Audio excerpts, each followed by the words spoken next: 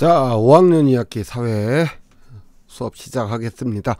오늘 배울 내용 교과서 106쪽에서 107쪽 동학농민운동을 다루고 있는데요. 교과서에는 안 나와 있지만 동학농민운동과 청일전쟁까지 함께 알아보도록 할게요. 청일전쟁을 알기 위해서는 동학농민운동의 원인, 과정, 결과를 다 살펴봐야 되기 때문에 청일전쟁까지 함께 하도록 하겠습니다. 자, 갑신정변이 일어나니까 민비는 이모군란 때와 마찬가지로 청나라에 도움을 요청하였고, 청나라 군대에 의해서 갑신정변이 3일 만에 실패로 돌아갔습니다.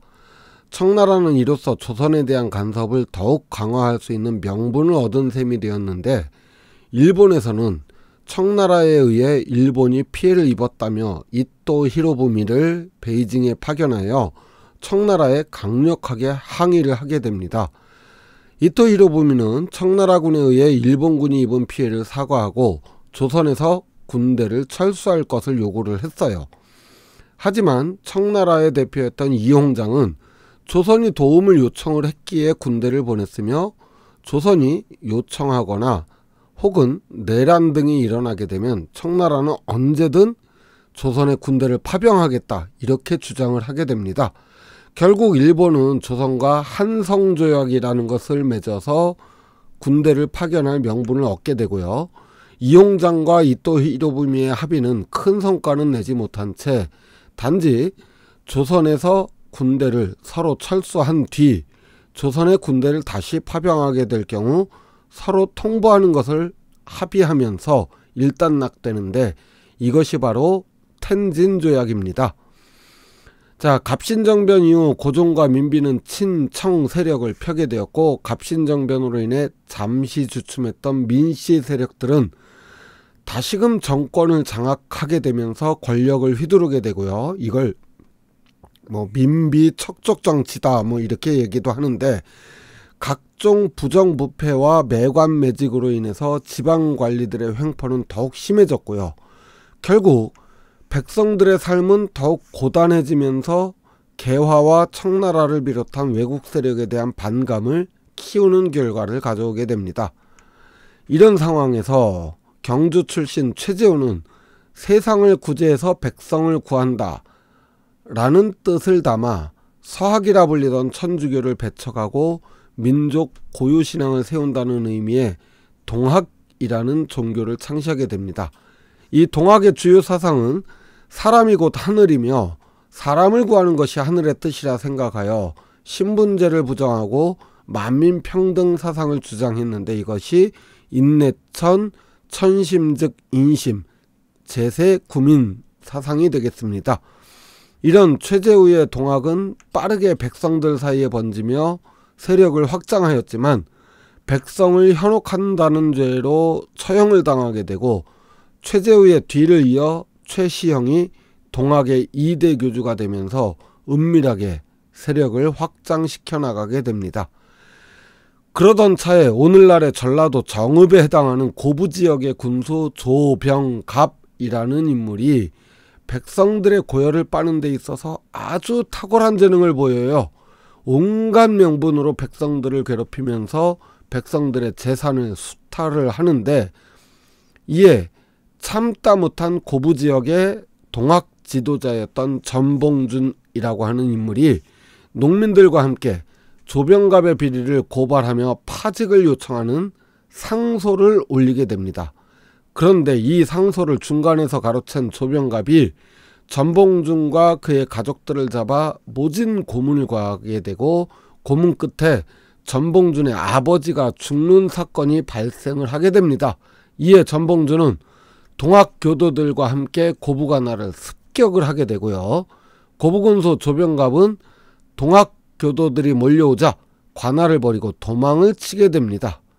조정에서는 조병갑을 파직하고 신임 군수를 내보내 동학군을 달래었고, 이에 농민들은 잠시 자진 해산하게 됩니다. 자, 그런데 조정에서 백성을 달래고 안정시키라고 이용태라고 하는 인물을 안핵사로 보내게 되는데, 이용태는 동학도들이 반란을 일으켰다 이렇게 보고 동학과 상관없는 농민들까지 역적죄로 처벌을 하게 됩니다. 이에 분노한 전봉준과 동학군은 다시 들고 일어나서 전주성을 점령을 하게 되죠. 사태가 생각보다 커지고 심각해지고 동학군을 막아낼 수가 없게 되자 당황한 민씨는 또다시 청나라에 도움을 요청을 하게 되고 청나라는 동학군 진압을 위해 조선에 군대를 파견하게 됩니다. 그런데 텐진조약이 있었잖아요. 양국 중에 청일 양국 중에 어느 한쪽이 군대를 보내면 다른 쪽도 보낸다라는 텐진조약을 빌미로 일본도 조선에 군대를 파견하게 되면서 청일 양국군이 조선에 주둔하는 상황이 벌어지게 됩니다. 청일 양국군이 조선에 들어오면서 또다시 외부 세력이 조선의 영향력을 행사하게 될 것을 걱정한 전봉준은 전주에서 관군과 휴전을 위한 협정에 들어가게 되는데요. 이것이 바로 전주화약입니다. 전봉준과 동학농민군은 청나라와 일본 군대의 개입을 막기 위해 조선조정과 협상을 하면서 12개 조항을 담은 패전개혁 12개조를 제시하였습니다. 주요 내용을 살펴보면 탐관오리와 백성을 수탈한 양반을 벌하고 노비제를 없애며 세금제도의 개혁과 일본과의 협력을 금하는 등의 내용을 담고 있죠.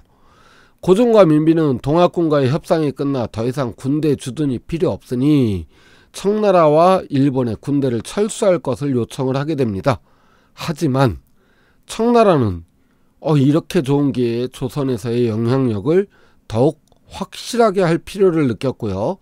일본 역시 이번 기회에 조선에서 청나라의 영향력을 제거하기 위해 일본군 지휘를 담당한 오토리케 이스케라고 하는 일본 공사에게 최대한 오래 조선에 일본의 군대를 머물게 할 것을 요구하게 됩니다. 일본군은 군대 철수 요구를 거부하고 오히려 경복궁을 점령을 하게 되고요. 새롭게 친일 내각을 구성을 하게 됩니다. 그러면서 내정개혁안이라는 것을 제시하면서 청나라와의 모든 조약을 파기하고 함대를 보내 청나라의 조선 진입 거점인 아산만을 점령하고 일본군은 아산에서 패배하고 평양으로 철수한 청나라군을 추격해서 평양에서 청나라군에게 크게 승리하면서 항복을 받아내게 되죠. 자, 그런데 일본의 내정 간섭과 조선의 노동력 물자의 수탈이 시작이 되니까 전봉준과 동학농민군은 또다시 봉기하게 됩니다. 그러던 차에 청나라는 북양 함대를 조선으로의 재진입을 위해 압록강으로 진입을 시키게 되고 압록강에 진지를 구축을 하게 됩니다.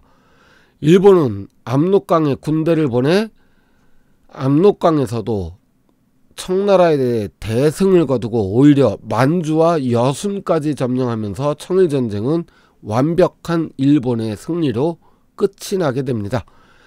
동학군은 지금의 충남 공주의 우금치를 향해 북상을 했고요.